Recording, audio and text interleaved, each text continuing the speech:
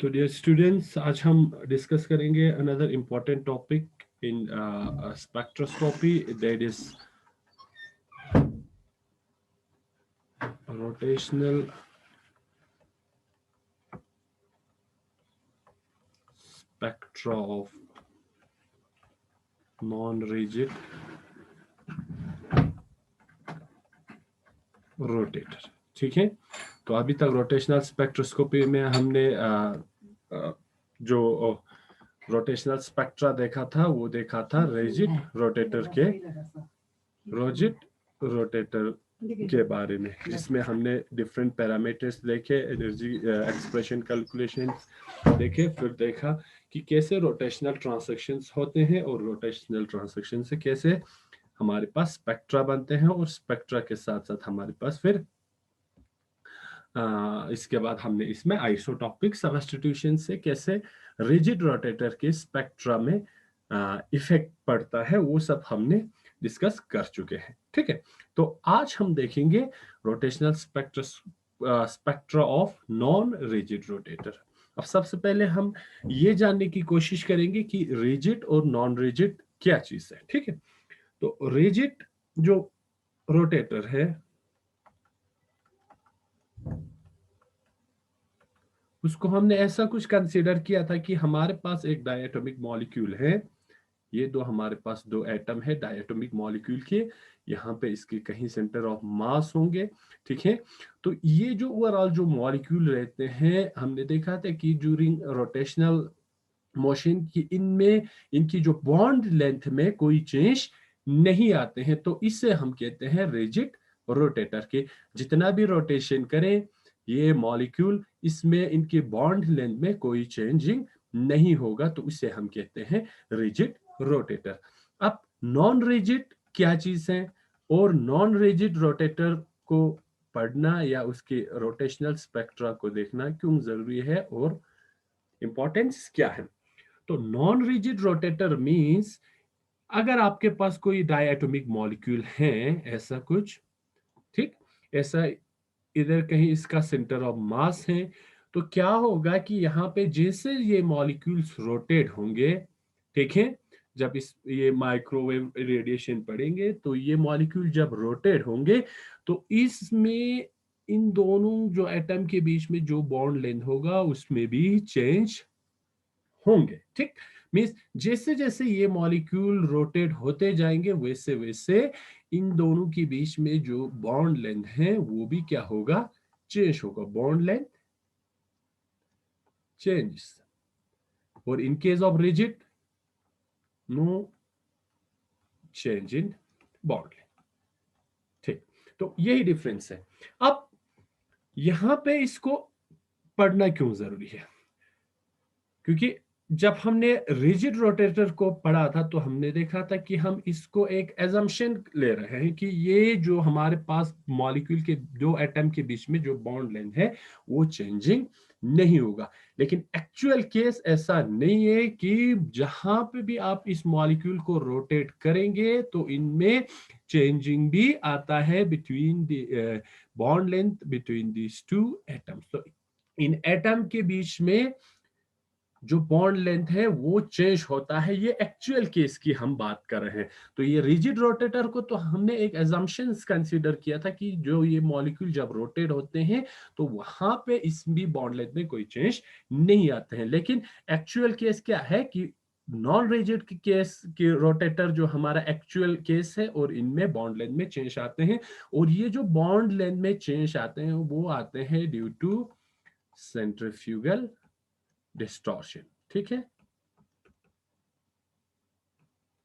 Centrifugal distortion, centrifugal force की वजह से जैसे जैसे ये मॉलिक्यूल रोटेट होते जाएंगे वैसे वैसे ये दो मॉलिक्यूल के जो दो एटम है वो भी क्या होंगे, अपार्ट, दूर दूर, ये अपने बॉन्ड लेंथ को इंक्रीज करता है। ठीक, और अगर हम स्पेक्ट्रा की बात करें तो यहां पे हमने देखा था कि इन केस ऑफ रिजिड रोटेटर यहां पे हमने देखा था कि स्पेक्ट्रम की जो लाइन के बीच में गैप है वो बिल्कुल क्या रह रहा था, कांस्टेंट रह रहे थे इस तरह, ठीक है। और ये दो जो लाइंस के स्पेक्ट्रल लाइंस के बीच का जो डिस्टेंस हमें मिला था अराउंड 2b के अराउंड, ठीक है। तो यहाँ पे जो डिस्टेंस है बिटवीन द स्पेक्ट्रल लाइंस वो कांस्टेंट रहता है। ऐसा स्पेक्ट्रम आपको देखने को मिलेंगे। लेकिन इन case of non rigid rotator, because यहाँ पे क्या हो रहा है, जैसे जैसे आपका मॉलिक्यूल तेज रोटेट होते जा रहे हैं, मीन्स जैसे जैसे आपका जे का वैल्यू बढ़ता जाएगा इस तरह, J0, J1, J2, J3, इस तरह जैसे जैसे मॉलिक्यूल यहाँ से हायर एनर्जी लेवल पे चले जाएंगे तो यहाँ पे मॉलिक्यूल और भी तेज रोटेट होंगे, और रोटेट होने से यहाँ पे ड्यू टू सेंट्रीफ्यूगल डिस्टॉर्शन यहाँ पे इसके बॉन्ड लेंथ में भी चेंजिंग आएंगे। जैसे जैसे बॉन्ड लेंथ में चेंज आता है, in case of non rigid rotator आपकी spectral distance between the spectral lines decrease होते जाता है। यहाँ पे आपकी जिस तरह नॉन रिजिड रोटेटर की केस में 2b था, वो यहाँ पे नहीं है। यहाँ पे जैसे जैसे आपका j का वैल्यू 0, 1, 2, 3, 4 बढ़ता जाता है, वैसे वैसे आपके distance between the spectral lines भी बढ़ता जाता है, ठीक। अब इसको हम एक एग्जांपल के थ्रू जानने की कोशिश करेंगे कि एक्चुअल में ये केस होता है या नहीं होते हैं। तो इसके लिए हम देखेंगे कि एक स्पेक्ट्रम या स्पेक्ट्रल डाटा देखेंगे हाइड्रोजन फ्लोराइड का, ठीक है। स्पेक्ट्रल डाटा ऑफ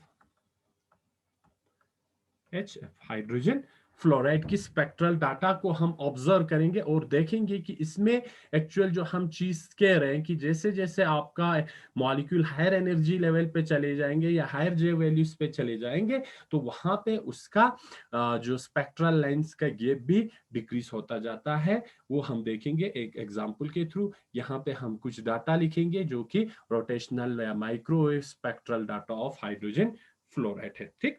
तो यहाँ पे पहले हमारे पास J का वैल्यू होगा, ठीक।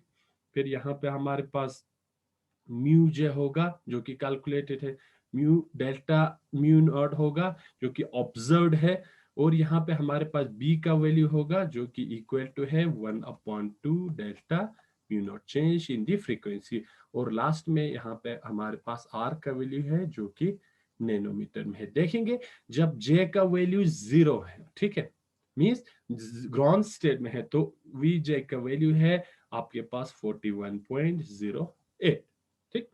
उसी तरह जब आपका मॉलिक्यूल J1 से next and higher energy level J1 पे चले जाते हैं, तो यहाँ पे म्यू J आपका रिकॉर्ड है 82.19।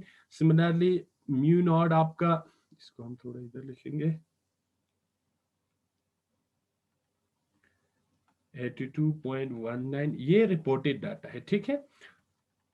41.11 यहाँ पे इसका B का वैल्यू है 20.56। सिमिलरली यहाँ पे R का वैल्यू है 0.0929 नैनोमीटर। नेक्स्ट J2 पे जब चले जाते हैं तो म्यू J का वैल्यू आपका 123.15 है, तो म्यू नॉट का वैल्यू है आपके पास 40.96। यहाँ पे फिर B का वैल्यू 20.48 और R का वैल्यू 0.0391, ठीक।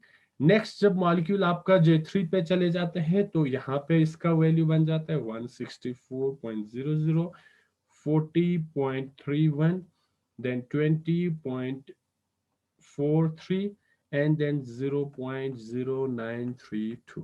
then J4 म्यू J का वैल्यू 204.62, देन आपके पास 40 पॉइंट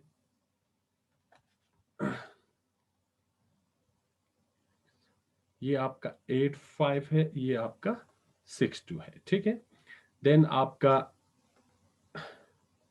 20.31, देन आपका 0.0935, ठीक है। इतना हम देखेंगे। ये वैल्यू आपको बैनवेल में मिल जाएंगे, बैनवेल बुक में आपको ये डाटा मिल जाएंगे, spectral data, microwave spectral data of hydrogen fluoride, ठीक। तो यहाँ पे क्या चीज हमें ऑब्जर्व हो रहा है, ठीक। ये आपका फ्रीक्वेंसी है, स्पेक्ट्रल लाइंस का फ्रीक्वेंसी दिया हुआ है, और ये आपका बॉन्ड लेंथ का वैल्यू दिया हुआ है।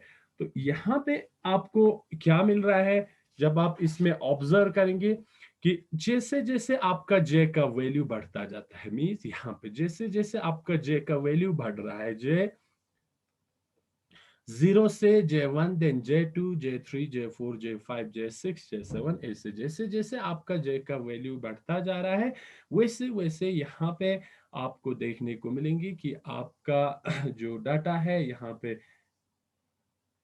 ये भी आपका क्या हो रहा है, डिक्रीज होता जा रहा है। ठीक, यहाँ पे भी आपका बी का वैल्यू डिक्रीज हो रहा है। तो जैसे जैसे आपका जे का वैल्यू बढ़ रहा है, वैसे वैसे यहाँ पे ये रिकॉर्डेड स्पेक्ट्रम डाटा में भी हमें ये देखने को मिल रहा है कि आपका जो फ्रीक्वेंसी का है या स्पेक्ट्रल लाइंस का फ्रीक्वेंसी है, वो भी क्या हो रहा है, घट रहा है। ठीक, और लास्ट कॉलम को जब हम ऑब्जर्व करेंगे आर को, तो यहां से हमें ये इंडिकेशन मिल रहा है कि जैसे जैसे J0 से J1, J2, J3, J4 बढ़ता जाता है, वैसे वैसे आपकी आर का वैल्यू क्या हो रहा है, बढ़ रहा है। आर का वैल्यू बढ़ने का क्या मतलब है कि आपका बॉन्ड लेंथ क्या है, बढ़ रहा है, बॉन्ड लेंथ बढ़ रहा है। ठीक है, बॉन्ड लेंथ बढ़ रहा है। तो यहाँ पे हमें एक चीज देखने को मिला कि जैसे जैसे हमारा 2b का वैल्यू डिक्रीज होता है, वैसे वैसे हमें हमारा जे का वैल्यू इंक्रीज होता है। या हम कह सकते हैं कि जैसे जैसे हमारा जे का वैल्यू इंक्रीज हो रहा है, वैसे वैसे 2b का वैल्यू, 2b मींस जो हमारे गैप है बिटवीन टू स्पेक्ट्रल लाइंस, वो डिक्रीज होते जा रहा है। ठीक, तो यहां से हमें इंटर न्यूक्लियर डिस्टेंस से हमें ये पता चल रहा है कि बॉन्ड लेंथ जैसे जैसे जे का वैल्यू इंक्रीज हो रहा है, वैसे वैसे हमारा बॉन्ड लेंथ भी क्या हो रहा है, इंक्रीज होते जा रहा है। अब इसका मतलब क्या है, इसका मतलब यह है कि एक्चुअल में जो हमारे पास मॉलिक्यूल है, HF का मॉलिक्यूल या हाइड्रोजन फ्लोराइड मॉलिक्यूल है, जिसको अगर हम ऐसे कुछ बना ले, हाइड्रोजन फ्लोर, तो इसका मतलब ये है कि इन दोनों के बीच में जो बॉन्ड लेंथ है, वो हम एक रिप्रेजेंट कर सकता है एक स्प्रिंग के थ्रू। ठीक, रिजिड रोटेटर में हम क्या कंसीडर कर रहे थे कि हमारा जो इन दो एटम्स के बीच में जो बॉन्ड लेंथ है, वो बिल्कुल रिजिड है, वो रोटेशन पे वहां पे कोई चेंज नहीं आते हैं। लेकिन एक्चुअल केस वो नहीं है। एक्चुअल में क्या हो रहा है, जैसे जैसे हमारे जे का वैल्यू बढ़ता जा रहा है, वैसे वैसे हमारे बॉन्ड लेंथ भी इंक्रीज हो रहा है। मीन्स अब हम कह सकते हैं कि जो बॉन्ड लेंथ है बिटवीन दीज टू एटम, वो है आपका इलास्टिक। ठीक है, इलास्टिक है, उसमें उनमें चेंज आ रहा है। चेंज किसकी वजह से आ रहा है, चेंज आ रहा है हमारा सेंट्रीफ्यूगल फोर्स की वजह से, सेंट्रीफ्यूगल फोर्स की वजह से। तो जैसे जैसे ये मॉलिक्यूल रोटेट होंगे इस तरह, माइक्रोवेव में जब रोटेट होंगे, तो ये दोनों एटम्स को क्या करेंगे, डिस्टेंस अपार्ट करने की कोशिश करेंगे। और ये कौन सा फोर्स है, सेंट्रीफ्यूगल फोर्स है, जो इस मॉलिक्यूल को या इस एटम को एक दूसरे से दूर दूर डिस्टेंस अपार्ट करने की कोशिश करेंगे। ठीक, और जैसे जैसे फर्दर इंक्रीज होगा आपकी जे के वैल्यू में, फर्दर इंक्रीज होगा जे वैल्यूज में, मीन्स जैसे जैसे हायर एनर्जी लेवल पे चले जाएंगे, तो वैसे वैसे आपका बॉन्ड लेंथ भी ज्यादा चेंज होगा। ठीक है, या bond length increase further, bond length increase further. तो जैसे जैसे आपका मॉलिक्यूल लो एनर्जी लेवल से हायर एनर्जी लेवल की ओर जाते हैं, वैसे वैसे आपका ये बॉन्ड लेंथ भी ज्यादा चेंज होते जाता है। मींस अगर J0 से J1 पे जाते हैं, तो थोड़ा चेंज आते हैं, J1 से J2, J2 से J3, J4, J5, J6। जैसे जैसे हायर एनर्जी लेवल पे आपका चले जाएंगे, वैसे वैसे आपका क्या हो रहा है, आपका जो बॉन्ड लेंथ है वो और भी ज्यादा इंक्रीज इंक्रीज होते जा रहे हैं। ठीक है, और किसकी वजह से जा रहे हैं bond length, due to this centrifugal force. ठीक, जैसे जैसे आपका ये सेंट्रीफ्यूगल फोर्स बढ़ता जाता है, वैसे वैसे आपका बी का वैल्यू है, जो कि क्या है, डिक्रीज होता है। बी क्या है आपका, जो कि रोटेशनल कांस्टेंट है। ठीक है, कांस्टेंट है। बी किसके बराबर है? h/8 पाई स्क्वायर IC, जो कि हमने ऑलरेडी रिजिड रोटेटर की केस में हमने निकाल के आए हैं इक्वेशन इसके लिए। तो जैसे जैसे आपका सेंट्रीफ्यूगल फोर्स बढ़ता जाता है वैसे वैसे आपका बी का वैल्यू डिक्रीज होता है। क्यों होता है? बिकॉज हमें पता है कि जो हमारा मूवमेंट ऑफ इनर्शिया है वो डायरेक्टली प्रोपोर्शनल है distance between the two atoms. And और हमें पता है कि जो बी है वो इनवर्सली प्रोपोर्शनल है मूवमेंट ऑफ इनर्शिया। ठीक। तो जैसे जैसे आपका बॉन्ड डिस्टेंस बढ़ेगा वैसे वैसे आपका मोमेंट ऑफ इनर्शिया भी क्या होगा? बढ़ते जाएंगे। जैसे जैसे हायर एनर्जी लेवल्स पे जाएंगे वैसे वैसे आपका बॉन्ड डिस्टेंस बढ़ेंगे। डबल हो रहा है, बॉन्ड डिस्टेंस बढ़ेंगे तो आपका मूवमेंट ऑफ इनर्शिया बढ़ेंगे। मूवमेंट ऑफ इनर्शिया बढ़ेंगे क्योंकि बी जो है रोटेशनल कांस्टेंट वो इनवर्सली प्रोपोर्शनल है to this movement of inertia. आपका ये बी का वैल्यू क्या होगा? डिक्रीज होते जाएंगे। बी का वैल्यू का डिक्रीज होने का क्या मतलब है? हमारा जो 2b है mean distance between this spectral lines further क्या होगा? इस तरह डिक्रीज होते जाएंगे। अब डिफरेंस, एक तो डिफरेंस हमें यहां से पता चल गया कि जैसे जैसे आपका जे का वैल्यू बढ़ता है वैसे वैसे मॉलिक्यूल रोटेट हाई स्पीड से रोटेट करते हैं। जैसे जैसे हाई स्पीड से रोटेट करते हैं वैसे आपका क्या होता है? बॉन्ड डिस्टेंस इंक्रीज होते हैं। बॉन्ड डिस्टेंस इंक्रीज होने से आपका रोटेशनल कांस्टेंट डिक्रीज होता है। रोटेशनल कांस्टेंट डिक्रीज होने से आपका जो स्पेक्ट्रल लाइन के बीच में जो गैप है, ठीक है, गैप बिटवीन स्पेक्ट्रल लाइन क्या हो रहा है? डिक्रीज हो रहा है। स्पेक्ट्रल लाइन डिक्रीजेस, जो दो स्पेक्ट्रल लाइन के बीच में जो गैप है वो डिक्रीज हो रहा है। और इस डिक्रीज को, इस ये जो डिस्टेंस है गैप के स्पेक्ट्रल लेंस के बीच में जो जो गैप है उसका डिक्रीज होना, इससे हम कहते हैं डिस्टॉर्शन इफेक्ट। और या हम कह सकते हैं इसको सेंट्रीफ्यूगल डिस्टॉर्शन। ठीक है। तो सेंट्रीफ्यूगल डिस्टॉर्शन क्या हुआ या डिस्टॉर्शन इफेक्ट क्या हुआ कि जैसे जैसे जे का वैल्यू बढ़ता है means molecule higher energy level पे चले जाते हैं वैसे वैसे मॉलिक्यूल हायर स्पीड से रोटेट होते हैं। हायर स्पीड से रोटेट होने से उनके बॉन्ड लेंथ में ज्यादा चेंज आते हैं। बॉन्ड लेंथ ज्यादा क्या होता है? डिस्टेंस अपार्ट होते हैं। तो उसकी वजह से स्पेक्ट्रल लाइन या जो दो स्पेक्ट्रल लाइन के बीच में जो गैप है वो फर्दर डिक्रीज होते हैं। और इस डिक्रीज होने की इफेक्ट को हम कहते हैं सेंट्रीफ्यूगल डिस्टॉर्शन या डिस्टॉर्शन इफेक्ट। तो ये जो छोटे छोटे क्वेश्चंस आपको ध्यान रखना है कि ये छोटे क्वेश्चंस में पूछा जा सकता है। ठीक। तो अब हम देखते हैं कि इसकी वजह से, क्योंकि हमने देखा कि रिजिड की केस में तो हम मॉलिक्यूल को कंसीडर कर रहे हैं कि बॉन्ड लेंथ पे कोई चेंज नहीं आ रहा है, लेकिन इन केस ऑफ नॉन रिजिड हमारे पास क्या है? हमारे पास बॉन्ड लेंथ में चेंज आ रहा है। तो इसके लिए अब हम देखेंगे कि क्या इक्वेशन बनेगा, एनर्जी एक्सप्रेशन क्या होगा अगर हम रिजिड की बात करें। ठीक है, रिजिड रोटेटर की बात करें। सो रिजिड रोटेटर की केस में हमारे ई जे आया था हमारा B J into J plus one. ये हमारे पास एनर्जी के लिए एक्सप्रेशन था। नाउ हम देखेंगे दस for a non rigid rotator the energy expression be like, ऐसा कुछ एक्सप्रेशन आपको देखने को मिलेंगे। म्यू और जे चेंज इन द फ्रीक्वेंसी, ये आपका होगा बी जे जे प्लस वन। ये आपका रिजिड रोटेटर है। अब यहाँ पे क्योंकि बॉन्ड लेंथ में चेंज आ रहा है तो ये आपका सेंट्रीफ्यूगल डिस्टॉर्शन भी इसमें इंक्लूड होना चाहिए। तो इसके लिए नया टर्म ऐड होता है D J into J plus one whole square. नया एक टर्म ऐड हुआ यहाँ पे डी। ये डी क्या चीज है? डी है आपका सेंट्रीफ्यूगल डिस्टॉर्शन। तो जो सेंट्रीफ्यूगल डिस्टॉर्शन से जो आपकी स्पेक्ट्रम में या स्पेक्ट्रल पे जो इफेक्ट पड़ेगा वो इस डी की वजह से या डी की वजह से वहां पे स्पेक्ट्रल लाइन पे इफेक्ट पड़ेंगे। ठीक। तो ये एक सिंपल आपको याद रखना है energy expression for a non-rigid rotator which is mu bar j is equal to bj into j plus 1। ये तो हमारे रिजिड की केस में ये था।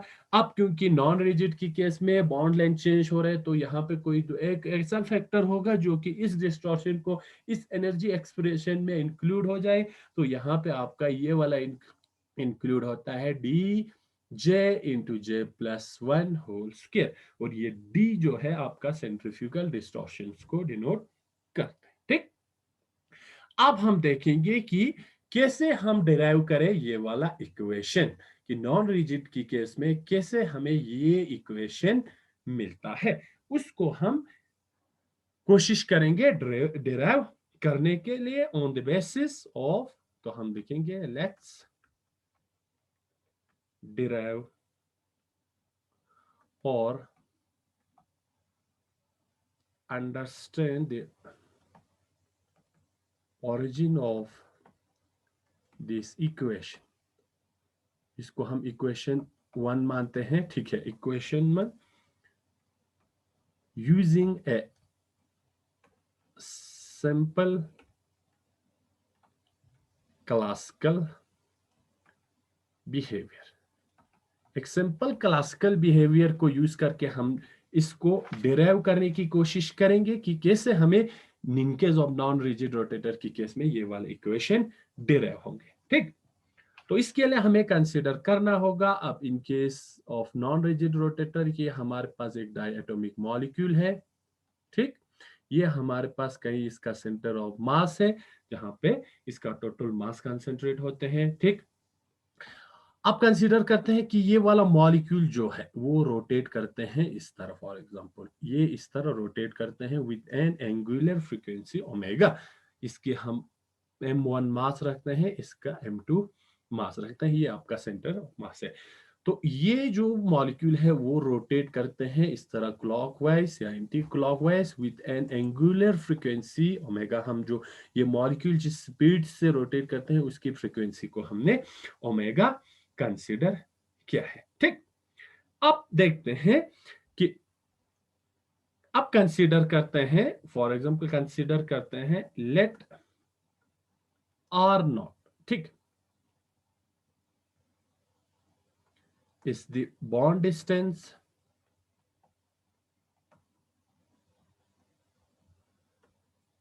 when the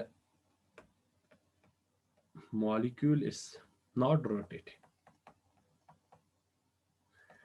पहले हम इसकी बॉन्ड लेंथ को आर नॉट मानते हैं जब यहां पे कोई भी बॉन्ड लेंथ में चेंज नहीं आ रहे हैं। बॉन्ड लेंथ में चेंज नहीं आने का मतलब है कि आपका जो मॉलिक्यूल है वो अभी रोटेट नहीं हो रहा है। ठीक, लेकिन जब ये मॉलिक्यूल रोटेट होंगे तो इसकी बॉन्ड लेंथ में क्या होगा, चेंजिंग आएंगे, क्योंकि अब हम नॉन रिजिड की केस कंसीडर कर रहे हैं। तो इसको हम कंसीडर करते हैं R and R is the bond distance या हम इसको increased bond distance भी कह सकते हैं when the molecule rotate।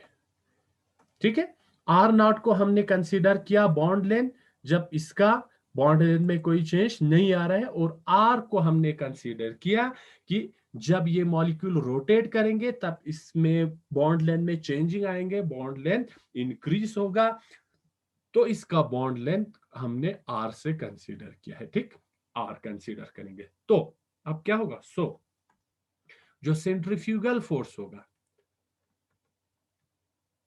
Centrifugal force कौन सा है, वो फोर्स जो जब ये मॉलिक्यूल रोटेट होते हैं तो इस एटम्स को डिस्टेंस से पार्ट करने की कोशिश करेंगे।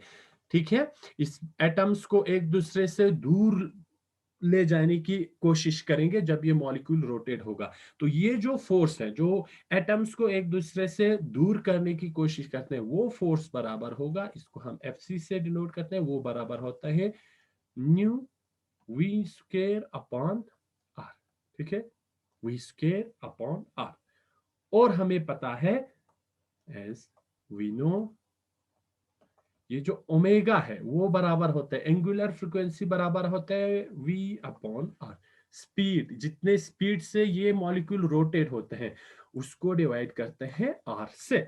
तो यहाँ पे हमारे पास ओमेगा है बराबर वी अपॉन आर। तो इसको हम इन टर्म्स ऑफ एंगुलर फ्रीक्वेंसी में कन्वर्ट कर सकते हैं। तो हमारे पास देयरफॉर जो सेंट्रीफ्यूगल फोर्स है वो बराबर होगा आपका म्यू ओमेगा स्क्वायर आर, क्योंकि इस ओमेगा को हमने इन दोनों को क्या कर दिया, स्क्वायर कर दिया। ठीक है, आर से ऊपर भी मल्टीप्लाई किया, नीचे भी मल्टीप्लाई किया, नीचे वाले आर स्क्वायर हो गए। म्यू आर ऑलरेडी स्क्वायर है तो इसको हमने म्यू आर को ओमेगा स्क्वायर से रिप्लेस किया और यहाँ पे हमारे पास आर बच गया। ठीक, तो ये हमारे सेंट्रीफ्यूगल फोर्स है। नेक्स्ट, अब जो सेंट्रीफ्यूगल फोर्स है, जो फोर्स मॉलिक्यूल को डिस्टेंस अपार्ट करने की कोशिश करेंगे। अब मॉलिक्यूल के अंदर बॉन्ड्स जो अपना इंटरनल फोर्स है, रिस्टोरिंग फोर्स है, वो कोशिश करेंगे कि ये जो एटम्स है वो ज्यादा दूर नहीं जाए। मींस वो जो इंटरनल फोर्स है, रिस्टोरिंग फोर्स, कोशिश करेंगे कि बॉन्ड लेंथ में ज्यादा चेंज नहीं आएंगे। So this centrifugal force is balanced by restoring force। इसको हम एफ आर से रिप्रेजेंट करते हैं। तो ये फोर्स जो है, जो कि मॉलिक्यूल को ज्यादा और मॉलिक्यूल में एटम्स को ज्यादा दूर नहीं जाने देते हैं, वो बराबर होते हैं आपका K R minus R naught, change in the bond length minus when the particle is at rest, bond length when the particle is at rest। तो ये क्या चीज है, ये है कि आपका फोर्स कांस्टेंट, और ये फोर्स कांस्टेंट मेजर करते हैं कि आपका बॉन्ड लेंथ कितना स्ट्रॉन्ग है, दो जो एटम के बीच में, दो न्यूक्लियाई के बीच में जो बॉन्ड है वो कितना स्ट्रॉन्ग है ना।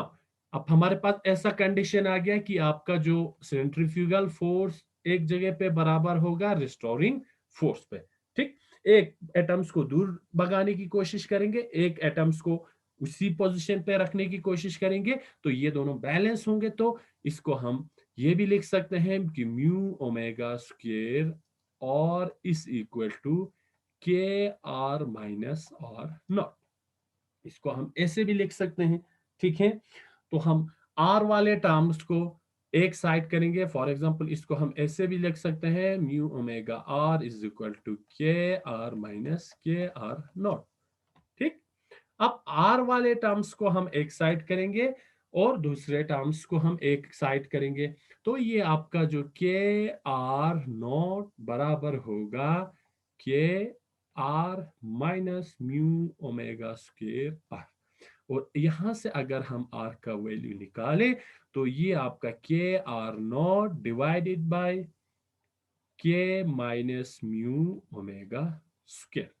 ठीक, तो ये हमारे पास और एक इक्वेशन आता है, इसको हम इक्वेशन नंबर 2 रखेंगे। अब ये इक्वेशन हमें क्या बताता है, ये इक्वेशन हमें बताता है कि क्योंकि यहाँ पे जो एंगुलर फ्रीक्वेंसी है, ठीक है, एंगुलर फ्रीक्वेंसी है वो किस में है, डिनोमिनेटर में है। ठीक है, डिनोमिनेटर में है। तो जैसे जैसे हमारा एंगुलर फ्रीक्वेंसी इंक्रीज होगा वैसे वैसे हमारा ये जो आर है वो क्या होंगे, इनवर्स में होंगे। ठीक है, तो जैसे जैसे आपका एंगुलर फ्रीक्वेंसी वैल्यू डिक्रीज होगा वैसे वैसे आर का वैल्यू इंक्रीज होंगे, क्योंकि ये अभी आपके पास क्या है, नेगेटिव में है। ठीक है, तो जैसे जैसे ये वैल्यू बढ़ता जाएगा, क्योंकि वैल्यू नेगेटिव में है, ये मोर नेगेटिव बनता जाएगा, वैसे वैसे आपका आर क्या होगा, इंक्रीज होगा। ठीक है, तो ये इक्वेशन हमें ये बताता है क्योंकि ये डिनोमिनेटर में है और नेगेटिव में है, तो जैसे जैसे आपका एंगुलर फ्रीक्वेंसी इंक्रीज होगा, आपका डिक्रीज होगा, वैसे वैसे आपका आर का वैल्यू इंक्रीज होगा। ठीक, तो ये हमारा रिलेशन, ये इक्वेशन हमें रिलेशन देता है between bond distance and the angular frequency. Now अब हम देखेंगे कि एनर्जी की बात करें, टोटल एनर्जी किसके बराबर होगा सिस्टम में, total energy of the molecule बराबर होगा E is equal to kinetic energy plus potential energy. ठीक है, total energy of molecule, kinetic energy कितना है और पोटेंशियल एनर्जी कितना है। और हमें पता है कि काइनेटिक एनर्जी बराबर होता है half of I omega square, और पोटेंशियल एनर्जी बराबर होता है half of K R minus R naught square. ये हमारे पास इक्वेशन आता है, इक्वेशन नंबर 3। ठीक, total energy is equal to total energy of the molecule kinetic energy plus potential energy. ये हमारा काइनेटिक एनर्जी है, ये हमारा पोटेंशियल एनर्जी है। और हमें पता है ऊपर वाले इक्वेशन में, एंड वी नो दैट, कि आपका रिस्टोरिंग फोर्स और सेंट्रीफ्यूगल फोर्स जब इक्वल हो जाते हैं तो आपका आता है mu omega square R is equal to K R minus R naught. ठीक है, ठीक।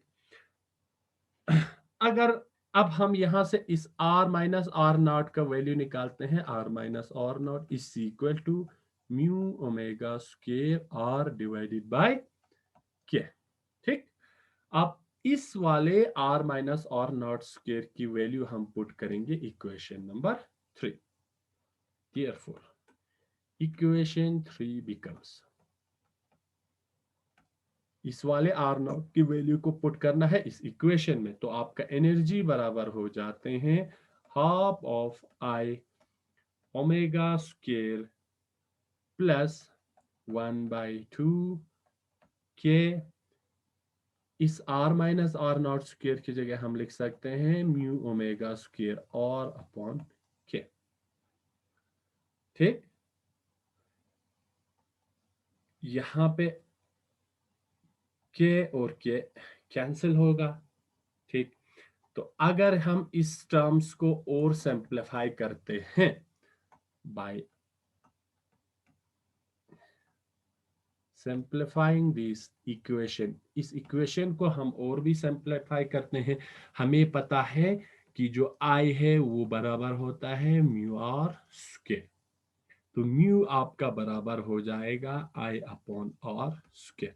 ठीक, movement of inertia is directly proportional to bond distance, ये आपका प्रोपोर्शनलिटी कांस्टेंट। म्यू यहां से अगर हम म्यू का वैल्यू निकालेंगे तो आई अपॉन आर स्क्वायर। ठीक, तो इसको हम यहाँ पे सब्स्टिट्यूट करते हैं। ठीक, तो ये इक्वेशन फर्दर आपका बन जाएगा half of I omega square plus half I omega square whole square divided by K R square. ठीक, इस वाले पूरे टर्म को हमने सब्स्टिट्यूट किया इस वाले टर्म के साथ। ठीक है, ठीक है।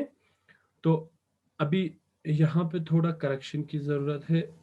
देखो ये स्क्वायर था हमारा, तो ये स्क्वायर बन जाएंगे, ये 4 टाइम्स बन जाएंगे, ये भी स्क्वायर बन जाएंगे और ये स्क्वायर बन जाएंगे। हमने स्क्वायर को नहीं दिया है। ठीक है, तो ये 4 टाइम्स, तो ये स्क्वायर।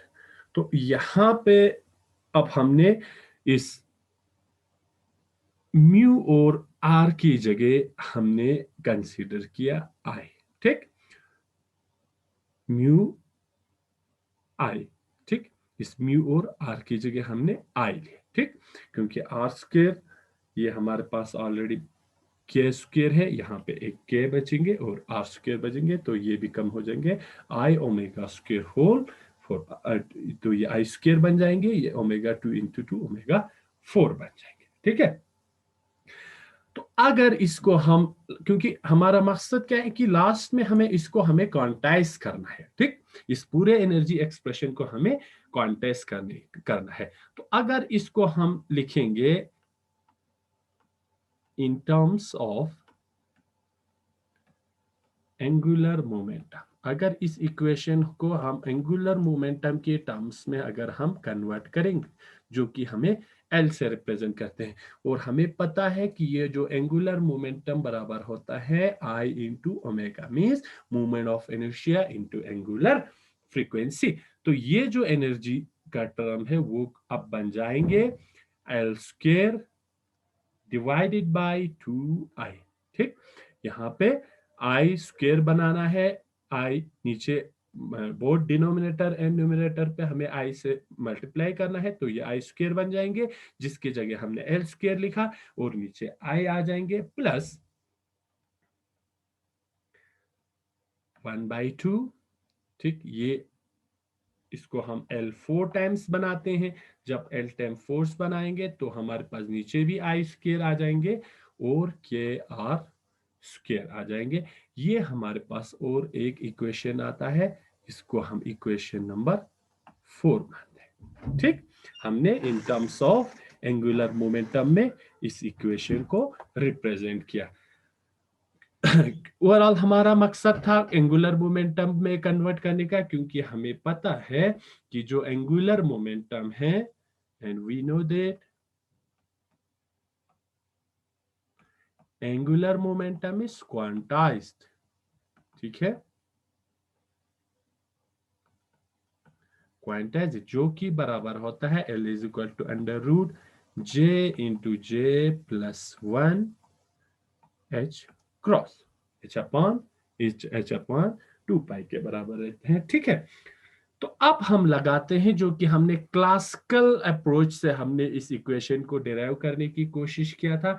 अब हम इसको क्वांटाइज करेंगे। क्वांटाइज कैसे करेंगे कि हम जो हमारे पास क्लासिकल अप्रोच में हमारा एंगुलर मोमेंटम था, अब उसको हम रिप्लेस करते हैं क्वांटाइज क्वांटिटी से।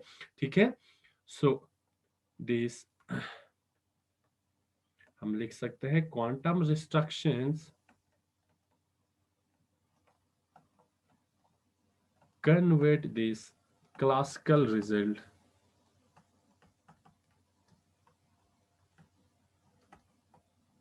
into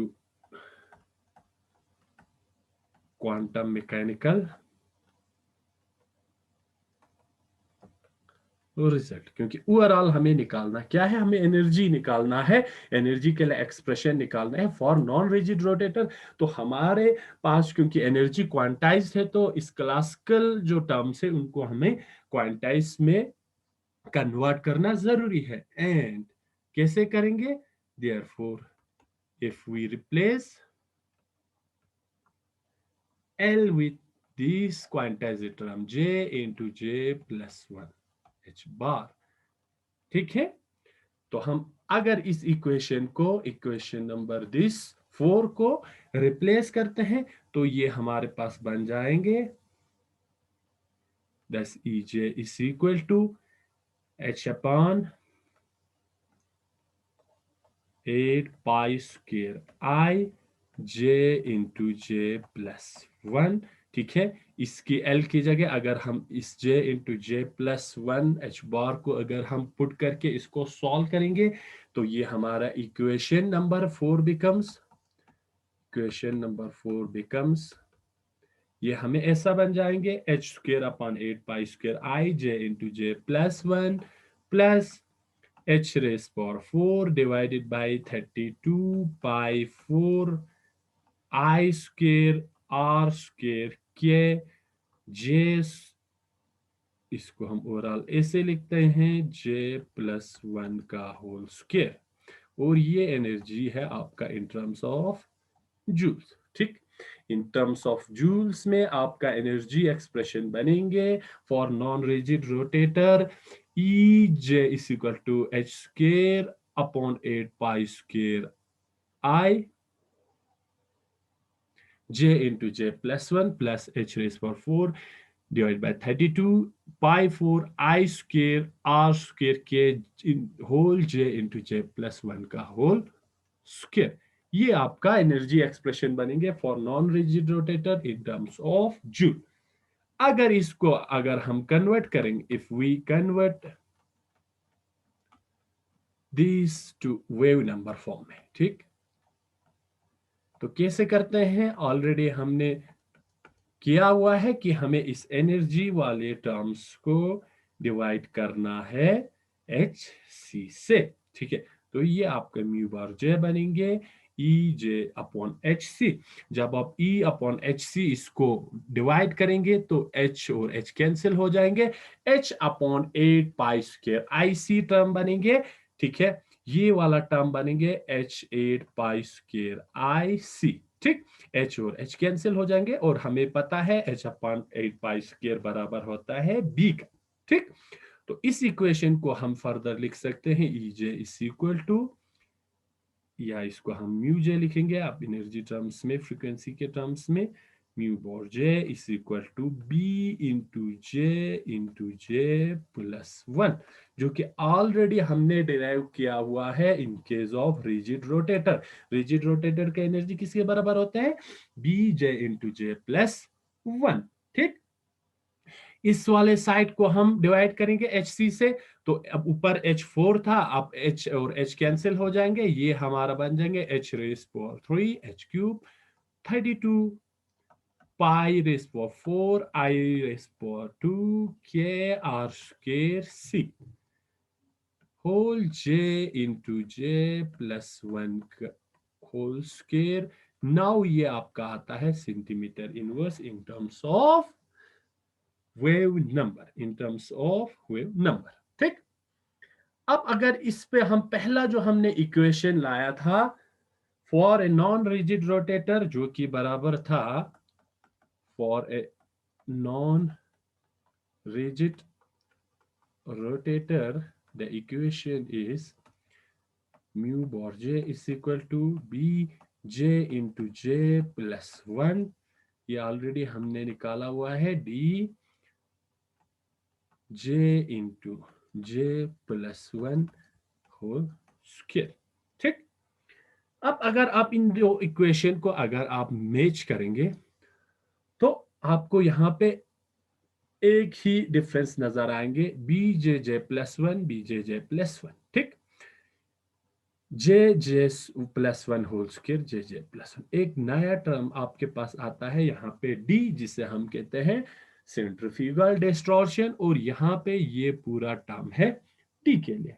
ठीक, अब यहाँ पे एक चीज और भी हमें देखना जरूरी है कि यहाँ पे हमारे पास पॉजिटिव साइन है और यहाँ पे हमारे पास नेगेटिव साइन है। ठीक है, एक के पास हमारा पॉजिटिव साइन है, दूसरे के पास हमारा नेगेटिव साइन है, इसको हम देखेंगे।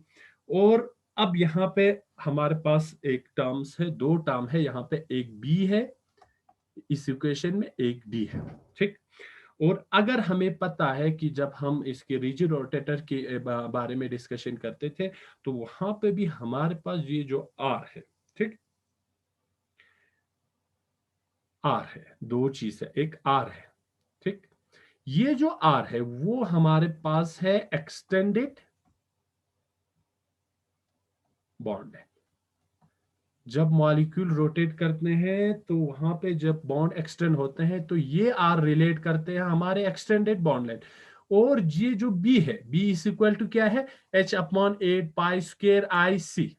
ठीक, यहां पे हमारे पास अब ये जो आई है वो रिलेट करेंगे आर से, और यहां पे आई जो है वो रिलेट करता है जो आर नॉट से। ठीक है, जहां पे बी जो ऑब्टेन हुआ है वो हमारे नॉन रिजिड रोटेटर की केस से हुआ है, मींस वहां पे आर नॉट से रिलेट करते हैं, और यहां पे ये जो आर है ये आर रिलेट करते हैं हमारे एक्सटेंडेड बॉन्ड लेंथ, मींस जब मॉलिक्यूल रोटेट हुआ था और वहां पे बॉन्ड लेंथ में चेंज हुआ था।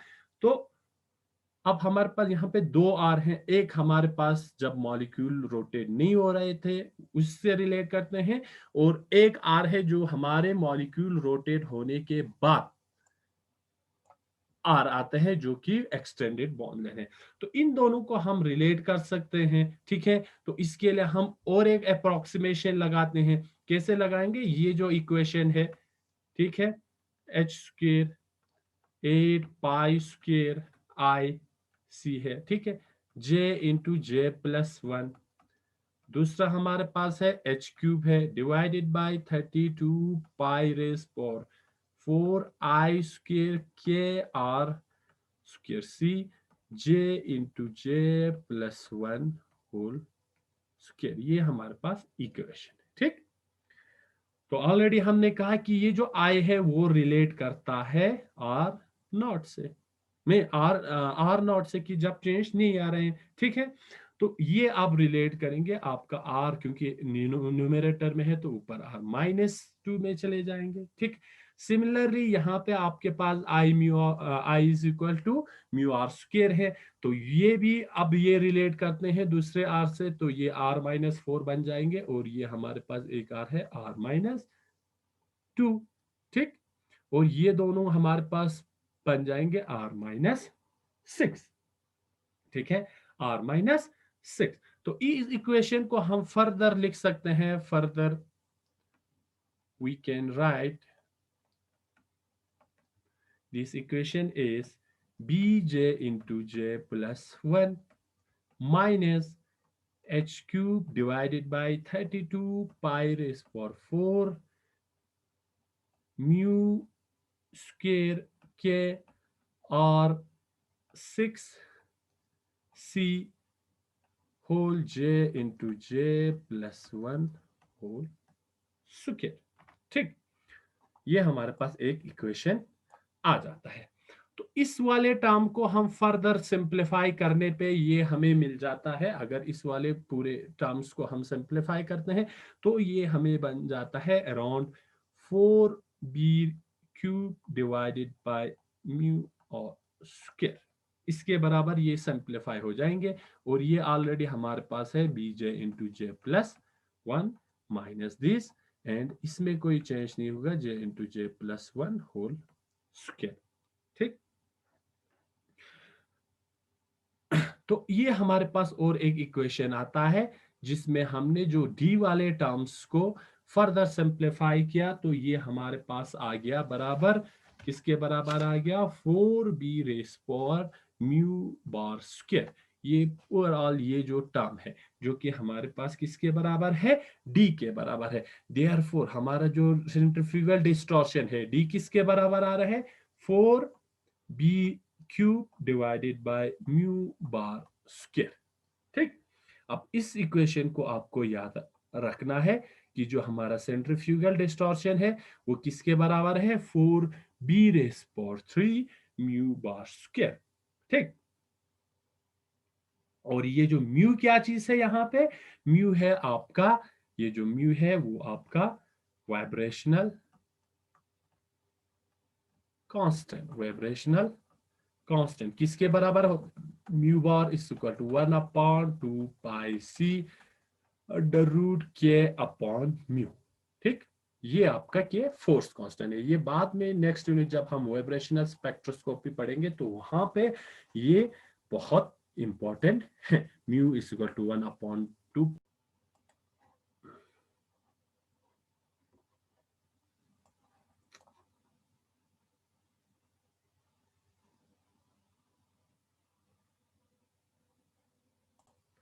ठीक है, तो ये जो डी है, डी हमारे पास टर्म है, ये हमारे पास एक पॉजिटिव टर्म है। ठीक, पॉजिटिव टर्म है, सब पॉजिटिव। जैसे कि आप, ये आपके पास क्या है, 4b म्यू रोटेशनल फ्रीक्वेंसी, सब क्या है आपका पॉजिटिव टर्म है।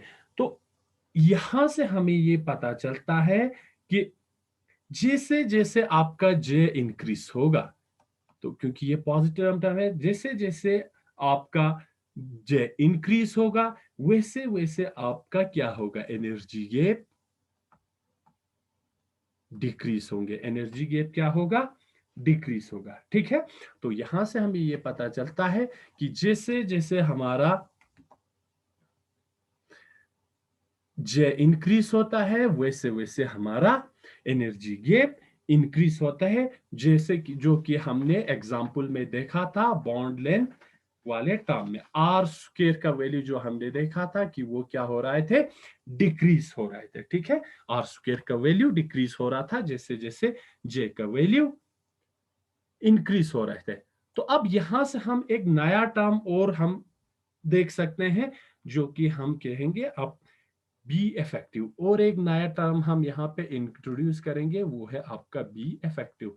अब ये बी इफेक्टिव क्या चीज है, ठीक है, वो हम देखेंगे। तो ये इक्वेशन अब हमारे पास आ गया, एनर्जी का expression B J into J plus 1 non rigid rotator के लिए minus D into J plus 1 whole square. ठीक, ये हमारे पास एनर्जी के लिए एक्सप्रेशन आ गया फॉर नॉन रिजिड रोटेटर। अब हम देखते हैं इसमें से हम कॉमन निकालते हैं J into J plus one. इसको हम कॉमन निकालेंगे तो हमारे पास बचा क्या, इस साइड में b बचा, इस साइड में minus D J into J plus one हमारे पास बचा है। ठीक, j into J plus one को हमने कांस्टेंट निकाला, इधर बचा b, इधर D J into J plus one. अब इस वाले पूरे टर्म को हम रिप्रेजेंट करते हैं और एक टर्म से, इसको हम कहेंगे b इफेक्टिव।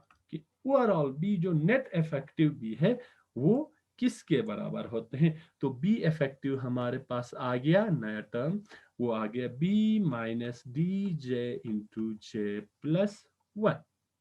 ये हमारे पास बी इफेक्टिव मींस जो नेट आपका फोर्स कांस्टेंट या जो रोटेशनल कांस्टेंट है वो किसके बराबर आ रहा है, B minus D J into J plus one.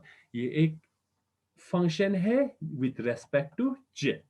ठीक, तो यहां पे क्या हो रहा है, फिर बी इफेक्टिव डिक्रीज हो रहा है, एच जे इंक्रीज होंगे। ठीक, क्योंकि ये जैसे जैसे इंक्रीज होता जाएगा ये नेगेटिव में बनता जाएगा।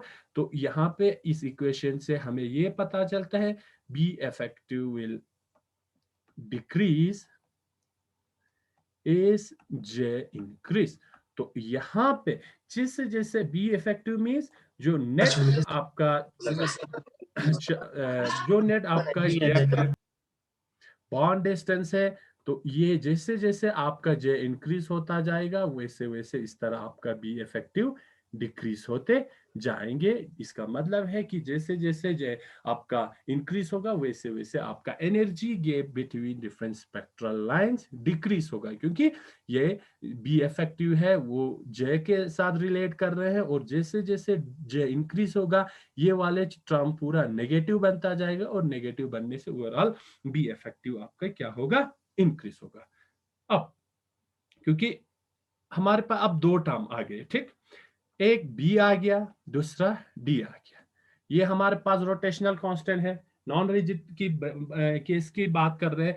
तो ये जो बी की वैल्यू है और डी की वैल्यू, अगर इन दोनों को हम कंपेयर करें तो ये डी का वैल्यू जो है वो बहुत लेस आता है एज कंपेयर टू बी। कुछ एग्जांपल अगर हम देखेंगे तो कुछ केस में ये रिकॉर्ड किया गया है कि बी का वैल्यू अराउंड 10 सेंटीमीटर इनवर्स है, तो डी का वैल्यू -3 सेंटीमीटर इनवर्स के बराबर आते हैं।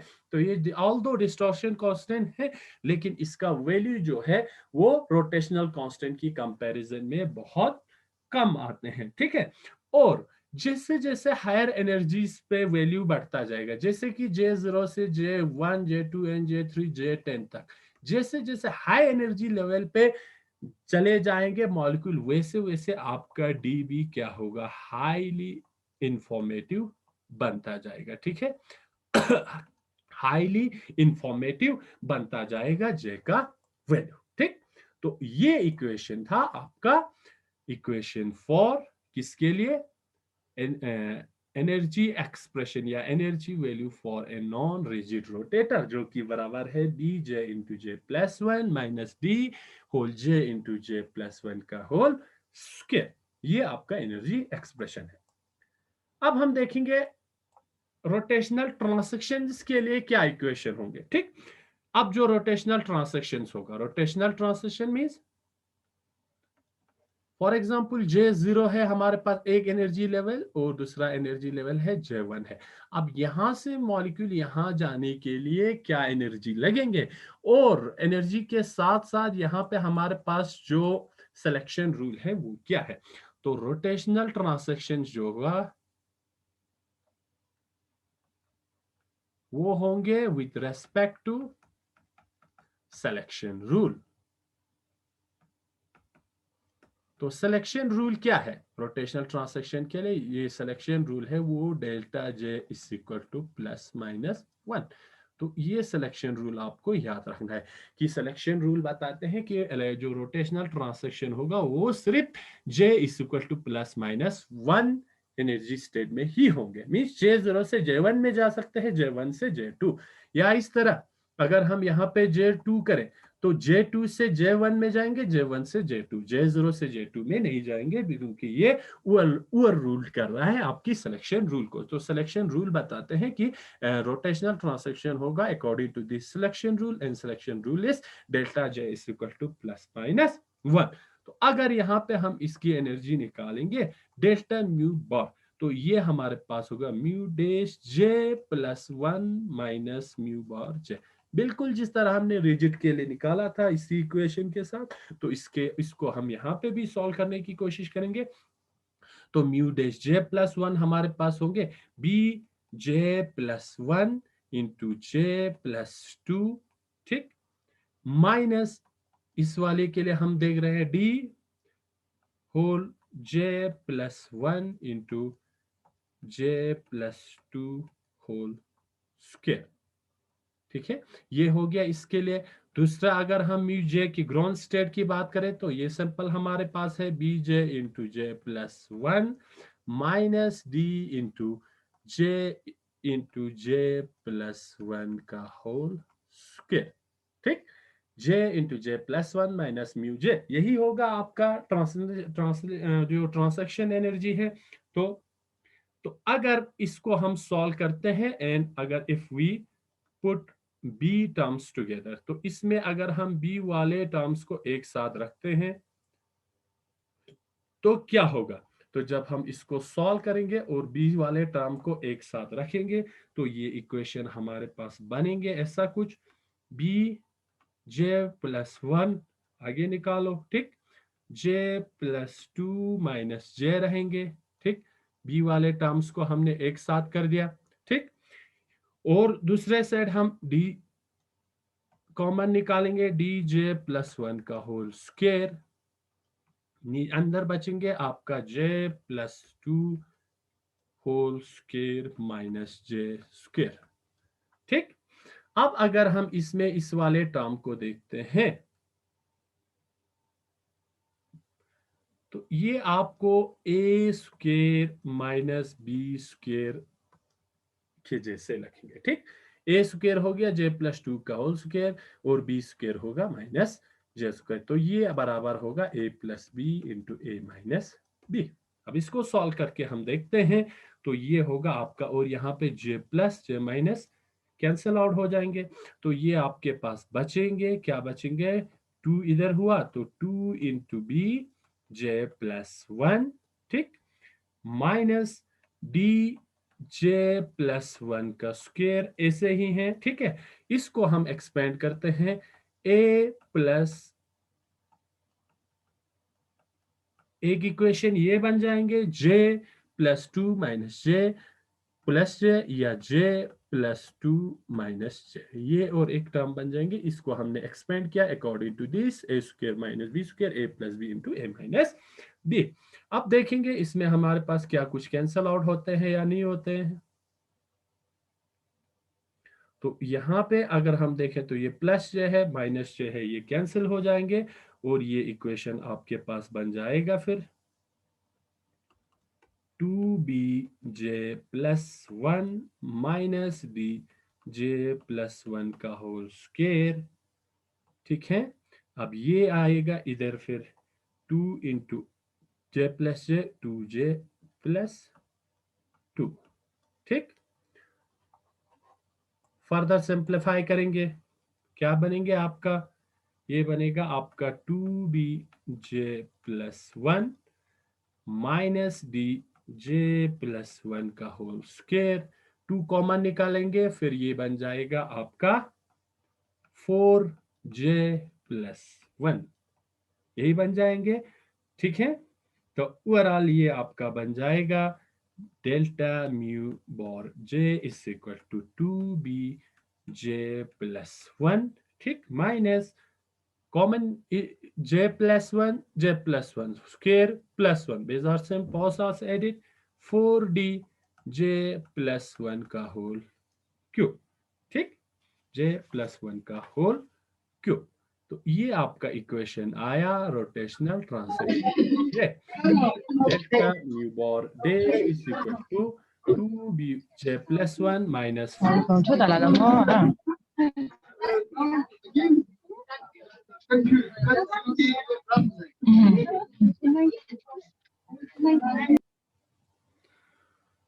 To B J plus one minus 4d J plus one whole cube, ये इक्वेशन आया, equation for rotational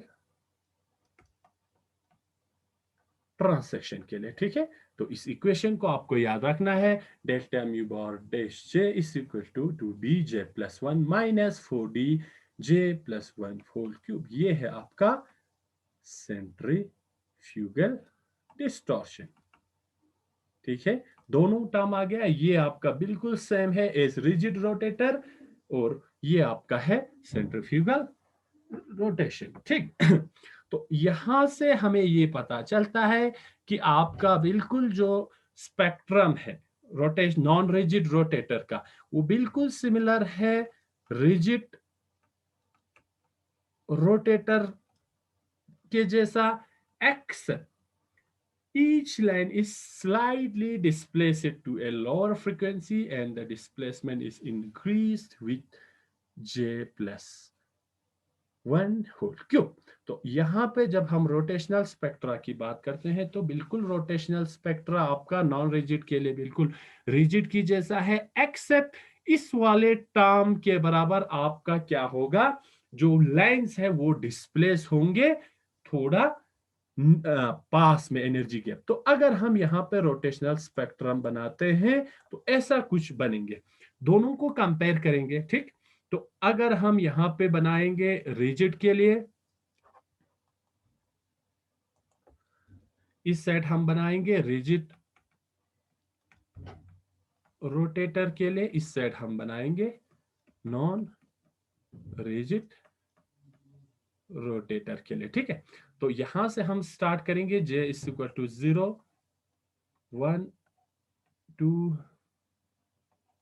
3 4 5 and so on.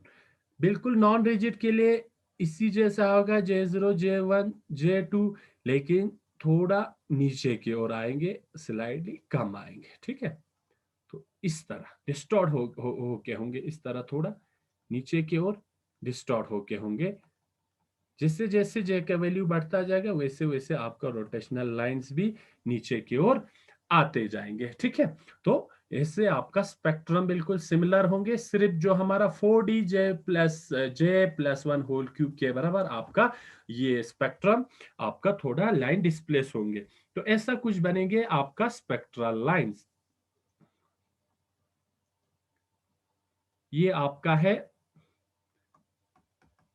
Rigid rotator के लिए, ये आपका है नॉन रिजिड रोटेटर के लिए। रिजिड रोटेटर के लिए हमें पता है कि जो गैप है बिटवीन स्पेक्ट्रल लाइंस उसमें कोई आपका चेंज नहीं आता है, वो बिल्कुल सिमिलर रहता है, और गैप रहता है 2b 4b 6b 8b 10b 12b इस तरह, और गैप जो रहेगा वो सबके बीच में 2b ही रहेंगे। लेकिन इन case of non rigid rotator आपका जैसे जैसे जे का वैल्यू बढ़ता जाएगा वैसे वैसे गैप क्या होंगे, कम होते जाएंगे, इस तरह कम होते जाएंगे, सिमिलर नहीं रहेंगे, 2b जो है वो कम होते जाएंगे। तो ये 0 2b dash 2 4b dash 6b dash 8b dash 10b dash. तो जैसे जैसे आपका जे का वैल्यू बढ़ता जाएगा वैसे वैसे आपका स्पेक्ट्रल लाइंस की गैप भी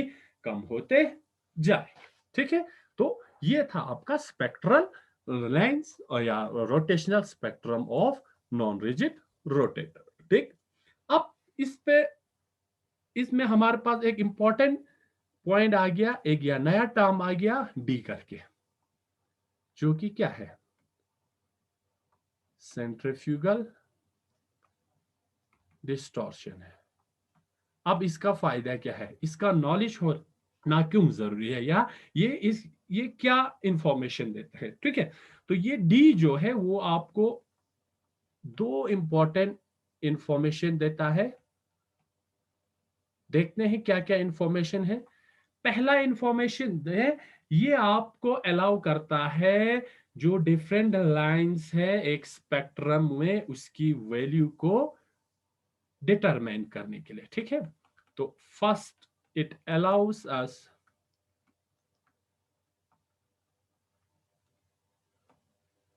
to determine the value of lines in an observed spectrum.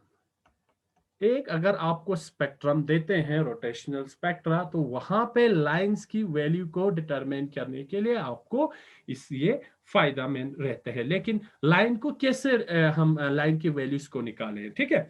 तो कभी भी हम एक आइसोलेटेड लाइंस की वैल्यू को नहीं मेजर करना चाहिए, ठीक है। Isolated lines never measure isolated lines. अगर लाइन का वैल्यू आपको निकालना है तो एक आइसोलेटेड लाइंस की वैल्यू को डिटरमाइन नहीं करते हैं, ठीक है। या किस जे की वैल्यू अगर आपको निकालना है तो एक लाइन से नहीं निकालेंगे, तो हमको निकालना होगा कंसेक्यूटिव थ्री लाइंस के, ठीक है। कंसेक्यूटिव थ्री लाइंस का वैल्यू हमें निकालना होगा, ठीक है। तो वो वैल्यू, ठीक, थ्री कंसेक्यूटिव लाइंस का जो वैल्यू आपके पास आएंगे वो आएंगे आपका बी का वैल्यू आएंगे, तीन जो इंपॉर्टेंट टर्म्स है, डी का वैल्यू आएंगे और जे का वैल्यू आएंगे। तो कभी भी अगर आपको एक स्पेक्ट्रम में से लाइन का वैल्यू निकालना है तो कभी भी सिंगल लाइन का वैल्यू आप नहीं निकाल सकते हैं। अगर आपको निकालना है तो तीन कंसेक्यूटिव लाइंस का वैल्यू निकालना है। अगर 2b 4b 6b पे तो तीनों का निकालेंगे और वहां से आपको बी डी और जे सब का वैल्यू आ जाएंगे, ठीक है। तो अगर एक एग्जांपल अगर हम इसमें लें तो जैसे कि हमने हाइड्रोजन फ्लोराइड का एग्जांपल लिया था उसका डाटा, तो अगर इसको हम फिट करते हैं अभी वाले इक्वेशन में तो ऐसा कुछ बनेंगे। ये आपका डेल्टा जे का इक्वेशन है जो कि आपका है 41.122 जे प्लस वन। ये आपके पास एक इक्वेशन है 00852 जे प्लस वन का क्यूब, ठीक। ये आपको पता है, यहाँ पे b आते हैं, यहाँ पे 4d आते हैं। तो सिंपली आप यहाँ पे लिख सकते हैं b is equal to 41.122 divided by 2। तो यहाँ पे आ जाएगा आपका 20.561 सेंटीमीटर इनवर्स। यहाँ से आप b का वैल्यू निकाल सकते हैं, 2b है तो 2 से डिवाइड होंगे। सिमिलरली यहाँ आप d का वैल्यू भी निकाल सकते हैं, d का वैल्यू क्योंकि आपके पास ये है d 4d के बराबर आते हैं, 452 डिवाइडेड बाय 4, यहाँ पे डी का वैल्यू 0.00216 सेंटीमीटर इनवर्स, ठीक। तो ये एक इंफॉर्मेशन मिलता है डी की वैल्यू से आपको। दूसरा है कि डी का जो नॉलेज अगर आपके पास होंगे तो वो आपको जो डाई एटॉमिक मॉलिक्यूल है उनकी वाइब्रेशनल फ्रीक्वेंसी निकालने के लिए आपको मददगार होंगे, ठीक। The second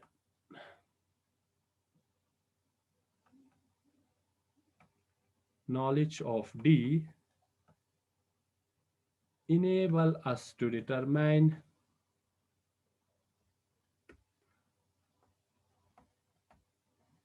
although rather inaccurately। इतना अगर सही नहीं होगा तब भी आपका यहां से वाइब्रेशनल जो फ्रीक्वेंसी है वो निकाल सकते हैं। कैसे? Frequency of a diatomic molecule. एक डायएटॉमिक मॉलिक्यूल का आप वाइब्रेशनल फ्रीक्वेंसी निकाल सकते हैं क्योंकि हमें पता है D is equal to 4b³ divided by mu bar square है। ये म्यू आपका रोटेशनल फ्रीक्वेंसी है, ठीक है। तो म्यू बार स्क्वायर बराबर हो जाएंगे 4b³ डिवाइडेड बाय D, ठीक। ये आ जाएंगे और अगर आप म्यू के बराबर निकालेंगे तो म्यू होगा आपका 4b³ divided bye D, 4b³ divided bye D। तो अगर इसकी वैल्यू को हम यहाँ पे पुट करें तो म्यू इज इक्वल टू हमें पता है 4, b का वैल्यू है आपका 20.561 होल क्यूब जो कि यहाँ पे हमने निकाला हुआ है, ठीक है। और हमें पता है d का वैल्यू है 0.00216। तो अगर आप इसको कैलकुलेट करेंगे तो mu bar of H F vibrational frequency of hydrogen fluoride ये आपका अप्रोक्सीमेट 4040 सेंटीमीटर इनवर्स के अराउंड आपको मिल जाएंगे, ठीक है। तो ये था detailed about rotational spectra of A non rigid rotator, ठीक है।